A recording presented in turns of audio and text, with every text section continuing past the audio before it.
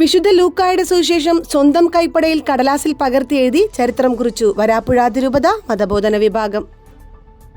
വരാപ്പുഴ അതിരൂപത മതബോധന കമ്മീഷന്റെ നേതൃത്വത്തിൽ 3000-ലധികം കുട്ടികളും 500-ലധികം അധ്യാപകരുമാണ് സ്വന്തം കൈപ്പടയിൽ പകർത്തിയെഴുതിയ വിശുദ്ധ ലൂക്കായുടെ സുവിശേഷം സമർപ്പിക്കാൻ ഒത്തുചേർന്നത്. എറണാകുളം സെയിന്റ് ആൽബർട്ട്സ് ഹൈസ്കൂൾ ഗ്രൗണ്ടിൽ നടന്ന സുവിശേഷ ദീപം പരിപാടിയിൽ അവർ എഴുതി തയ്യാറാക്കിയ സുവിശേഷ ഗ്രന്ഥങ്ങൾ സമർപ്പിച്ചു. സുവിശേഷ ദീപ സംഗമം വരാപ്പുഴ അതിരൂപത സഹായ മെത്രാൻ ഡോക്ടർ ആന്റണി വാലുങ്കൽ ഉദ്ഘാടനം ചെയ്തു.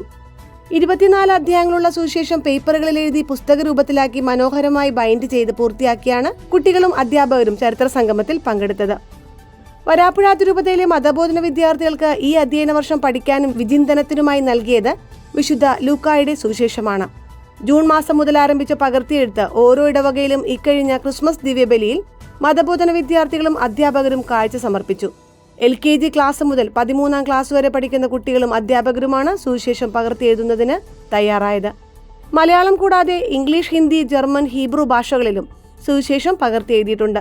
മതബോധന അധ്യയന ചരിത്രത്തിൽ അപൂർവമായ ഒരു സംഗമമാണ് ഇതെന്നും ഭാരവാഹികൾ അറിയിച്ചു.